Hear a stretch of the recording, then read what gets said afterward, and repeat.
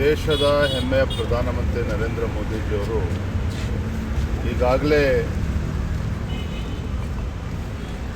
ದೇಶದ ಜನತೆಗೆ ಒಂದು ಕರೆಯನ್ನು ನೀಡಿದ್ದಾರೆ.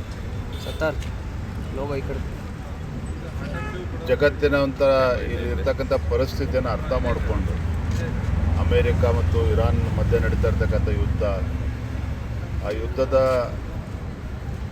ಪರಿಣಾಮದಿಂದ ಆಗ್ತಾ ಇರ್ತಕ್ಕಂಥ ದುಷ್ಪರಿಣಾಮಗಳು, ಯಾವ ರೀತಿ ಆರ್ಥಿಕ ಸಂಕಷ್ಟ ಭಾರತವು ಒಳಗೊಂಡಂತೆ ಜಗತ್ತಿನ ಬೇರೆ ಬೇರೆ ದೇಶಗಳ ಮೇಲೆ ಯಾವ ರೀತಿ ಪರಿಣಾಮ ಬೀರ್ತಾ ಇದೆ, ಇದೆಲ್ಲದರ ಪರಿಣಾಮವಾಗಿ ಭಾರತದಲ್ಲೂ ಕೂಡ ಪ್ರತಿಯೊಬ್ಬರು ಕೂಡ ಮಿತ ವ್ಯಯದ ಬಗ್ಗೆ ಚಿಂತನೆಯನ್ನು ಮಾಡಬೇಕು, ಗಂಭೀರವಾಗಿ ಮಾಡಬೇಕು. ಮತ್ತು ಸ್ವತಃ ಪ್ರಧಾನಮಂತ್ರಿಗಳೇ ತಾವು ತಮ್ಮ ಏನು ಪ್ರೋಟೋಕಾಲ್ ಇದೆ ಆ ವಾಹನಗಳನ್ನು ಕಡಿತಗೊಳಿಸಿರ್ತಕ್ಕಂಥದ್ದು,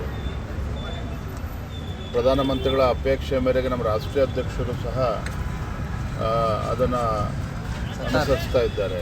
ಮತ್ತು ಇದು ಒಳ್ಳೆಯ ಚಿಂತನೆಯೂ ಕೂಡ ಹೌದು.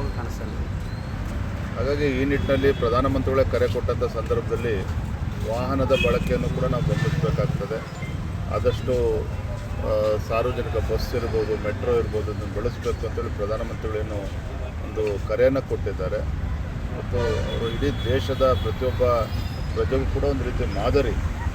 ಹಾಗಾಗಿ ನಾನೊಬ್ಬ ರಾಜ್ಯದ ಅಧ್ಯಕ್ಷನಾಗಿ, ಕಾರ್ಯಕರ್ತನಾಗಿ ನನ್ನ ಕರ್ತವ್ಯ ಕೂಡ ಹೌದು, ಅದನ್ನು ನಾನು ಕೂಡ ಅನುಸರಿಸಬೇಕು ಅಂತೇಳಿ ಇವತ್ತು ಕುಂಬ್ಳಗೋಡ್ನಲ್ಲಿ ನಮ್ಮ ಪ್ರಶಿಕ್ಷಣ ವರ್ಗ ಇದೆ, ಬೆಂಗಳೂರು ದಕ್ಷಿಣದ ಪ್ರಶಿಕ್ಷಣ ವರ್ಗ ಇದೆ.